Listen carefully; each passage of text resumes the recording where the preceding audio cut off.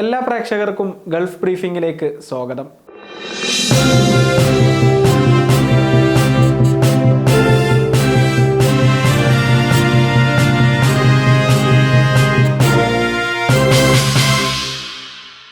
ദേശീയ ദിനാഘോഷങ്ങളുടെ ഭാഗമായി UAE-യിൽ സ്വകാര്യ മേഖലാ തൊഴിലാളികൾക്ക് 4 ദിവസം നീണ്ട അവധി ലഭിക്കും.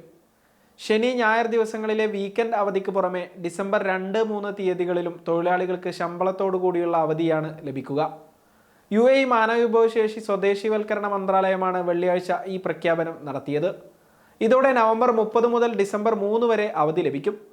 പൊതുമേഖലാ തൊഴിലാളികൾക്കും ഈ ദിവസങ്ങളിൽ UAE സർക്കാർ അവധി പ്രഖ്യാപിച്ചിട്ടുണ്ട്. ദുബായ് റൺ 2024ന്റെ ഭാഗമായി മെട്രോ സർവീസ് സമയം വർദ്ധിപ്പിച്ച് ദുബായ് മെട്രോ.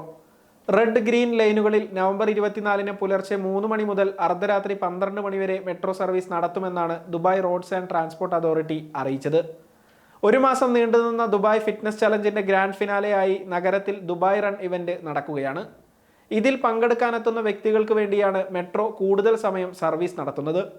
മെട്രോ സേവനങ്ങൾ ഉപയോഗപ്പെടുത്തുമ്പോൾ നോൾ കാർഡിൽ ബാലൻസ് ഉണ്ടെന്ന് ഉറപ്പുവരുത്തണമെന്ന് RTA അധികൃതർ ആവശ്യപ്പെട്ടു.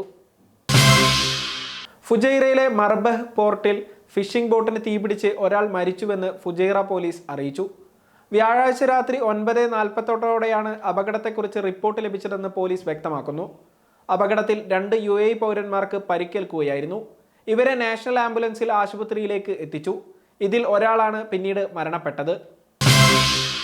കള്ളപ്പണം വെളുപ്പിക്കൽ നിരോധന നിയമമനുസരിച്ച് അൽ റസൂഖി എക്സ്ചേഞ്ചിനെ 3 വർഷത്തേക്ക് സസ്പെൻഡ് ചെയ്ത് സെൻട്രൽ ബാങ്ക് ഓഫ് UAE. വെള്ളിയാഴ്ചയാണ് UAE സെൻട്രൽ ബാങ്ക് ഈ പ്രഖ്യാപനം നടത്തിയത്. കമ്പനിയുടെ 2 ശാഖകളും അടച്ചുപൂട്ടി.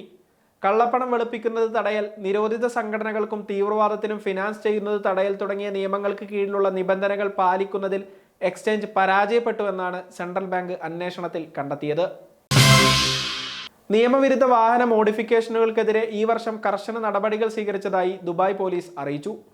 ഉയർന്ന ശബ്ദമുണ്ടാക്കുകയും പൊതുജനങ്ങൾക്ക് ശല്യമാവുകയും ചെയ്യുന്ന തരത്തിൽ മോഡിഫിക്കേഷൻ നടത്തിയ 12,019 വാഹനങ്ങൾ പോലീസ് ഈ വർഷം കണ്ടെത്തി.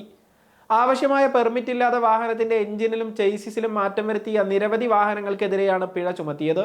ഉയർന്ന ശബ്ദമുണ്ടാക്കുന്നതിനായി മോഡിഫിക്കേഷൻ നടത്തിയ 5,523 വാഹനങ്ങളും എഞ്ചിനിലും ചേസിസിലും മോഡിഫിക്കേഷൻ വരുത്തിയ 6,496 വാഹനങ്ങളുമാണ് പോലീസ് കണ്ടെത്തി പിഴ ചുമത്തിയത്.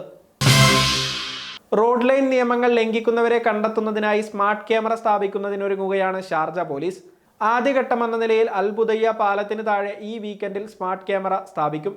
ദുബായിലേക്ക് പ്രവേശിക്കുന്നതിനുള്ള എക്സിറ്റിന് സമീപമാണ് നിയമലംഘകരെ കണ്ടെത്തുന്നതിനായി പുതിയ ക്യാമറകൾ സ്ഥാപിക്കുന്നത്.